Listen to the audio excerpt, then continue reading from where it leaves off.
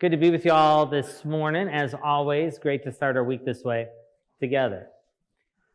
I want to look at the Old Testament today because I don't think I've ever, and this will be year 13 being a priest and a preacher, have ever preached on the book of Micah or I've ever preached on Micah. And it's not that Micah doesn't have good material, it's just we don't read him that often. And I think every other time he gets paired with Jesus in the Beatitudes, and that's usually a pretty, well-known part of the New Testament. So I think I've always just went there. But today, I wanted to give Micah his moment, give him his due. Because Micah is perfect for you if you like simple, practical things. If you are a person that says, just give it to me simply, what can I do today? Micah is your guy. So we'll get to that. He's going to give us 3 tips on how to please God. But first, a little context. Micah lived 2,700 years ago, right? Not a recent writing, not a new release, the book of Micah.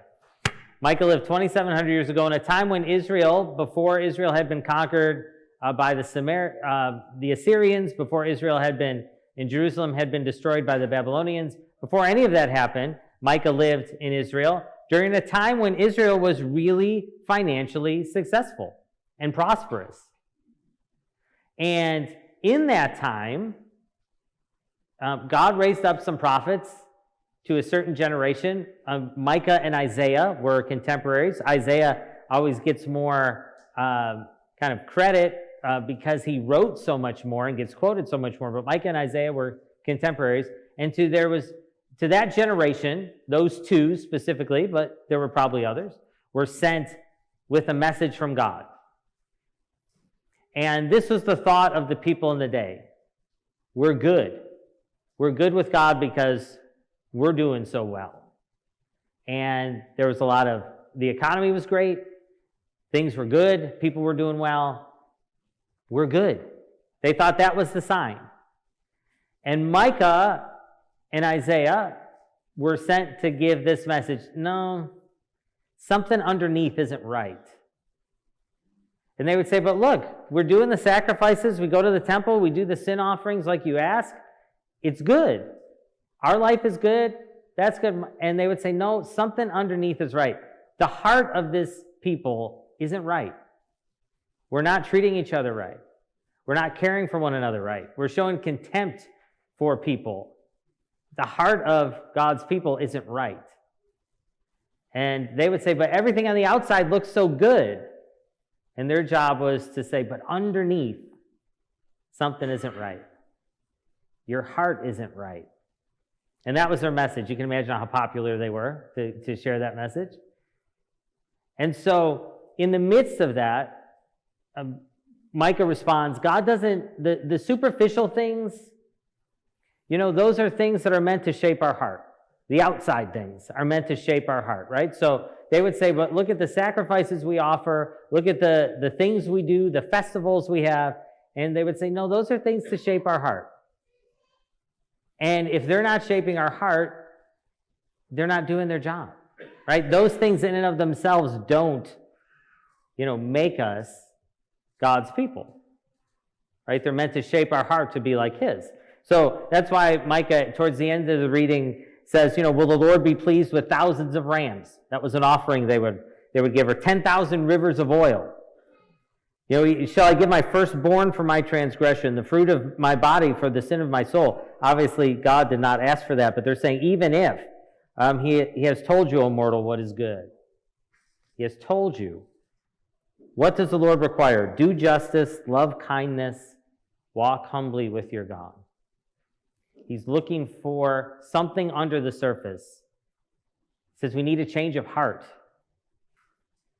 Our people need a change of heart. That message is 2,700 years old, could be just as relevant today, right? By the way, we could say the same thing about our people, right? As a country, as a nation, we're not treating each other right. There's something under the surface. We need a change of heart. Same message could be said today. So here's what Micah says. 3 things. This is for you if you like practical, simple steps. Do justice, love kindness, walk humbly. So I'm going to say be fair for do justice, be fair. So here's what was going on in Micah's day. In Micah's day, people would treat other people well if they could do something for them. But if you couldn't, they didn't feel they had to. All of us probably know somebody who might be nice to us if they think we can do something for them, if they need something from us. And maybe if we can't, they treat us a little differently. Right? That was the norm in Micah's world. That's not what God wanted. God wanted people who could respect the dignity of every person, whether we could do something for you or not. Now, here's an example I never thought I would bring up in a sermon, but it works for me. I hope it works for you. One of my favorite TV shows is The Office. Priests probably shouldn't admit that, right? You know, but it is. True story, confession. I love The Office. And, you know, I kind of am fascinated by, like, what makes a good show great? Like, what makes there's so many TV shows out, only a few of them are what I would consider great shows. What's the difference? What's the ingredient? And so, you know, we live in a time now where you can listen to podcasts and hear from people who are on the show, and they all say the same thing. It's a version of this. What made The Office a special place? The cast and the crew and the work environment that translated to the show, if you like the show. And they all say Steve Carell. Steve Carell was the star of the show. He played Michael Scott. He's been in a million other things too. And they say Steve Carell treated everybody. He was the star, right? We're going to follow his lead, but he treated everybody with respect, whether it was the makeup people, the catering people, the set cleaning crew, everybody. He never acted put out if he had to do another scene. He never got upset with directors. He never threw a fit or a temper tantrum if we were having a long day. Said he treated everybody with respect, so we all fell in line behind him. They created the culture of respect and kindness. And that was just the way the cast and the crew all worked. They all followed him because he was the leader. And what God is hoping for from the people of Israel is something similar, right? He's saying, I put you here as my people to be the leader. I want you to show them kindness so that people fall in line behind you, so that you could give them example of something different. You could show them what it's like to be kindness, to care for the poor and the stranger, to love and give respect to people who can't do anything for you financially or otherwise. You're supposed to be showing them that so that they have an example of a different way, and instead, you're just being like everyone else. You're selfish and you're treating people like they're there for you to use. You need a change of heart. That's what Micah is telling the Israelites. So he says, do justice, be fair. That's what that means in his context. Be fair. Treat people equally. Be fair.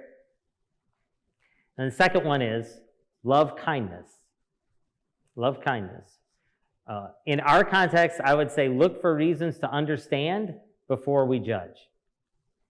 That's a hard one because I think we're wired to look for reasons to judge first.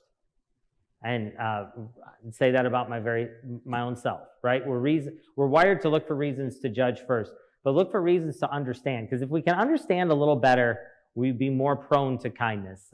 I've experienced this in my life countless times. I'm sure you have as well.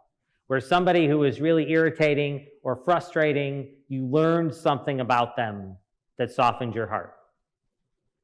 Right? Now imagine if most people who are irritating and frustrating had that we learned something about them that could soften our heart. I could think of one example. I can think of lots of examples. I'm going to share one with you today. In a previous church, it's not here, so don't try to guess who I'm talking about.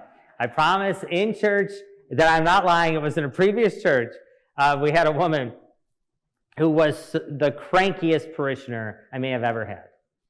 The crankiest parishioner. Hated everything I did and loved to tell me that she hated everything I did. And I just, would get so frustrated whenever I would have to deal with her at something. It's that feeling when you're going to spend time with someone who just drains all the energy out of you, and you don't want to do it. But I would gear myself up every time. And I remember I was talking to a wise parishioner who had known this person a long time.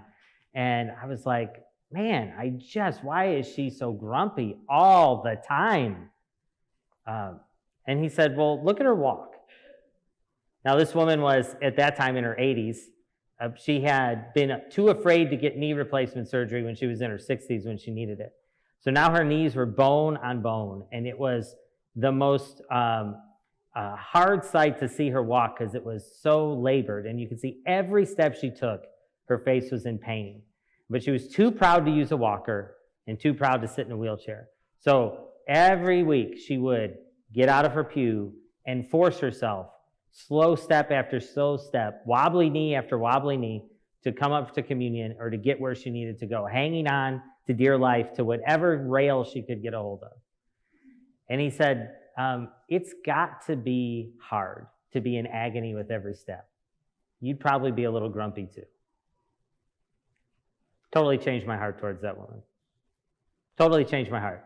Didn't mean I enjoyed meetings with her anymore after that, but I didn't dread them, and I could find a place of compassion for her in my heart because I recognized she was in pain, and she was grumpy and frustrated with her life, and it came out on everyone, right?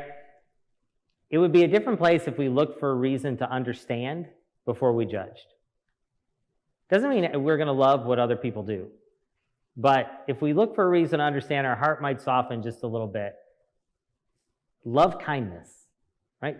Find reasons to be kind. That's what Micah is asking. Love kindness, right? If you love something, you find reasons to do it. If you love someone, you find reasons to be around them.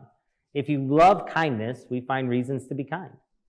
Right? Look for reasons to be kind. So be fair, love kindness, and then walk humbly is the third one.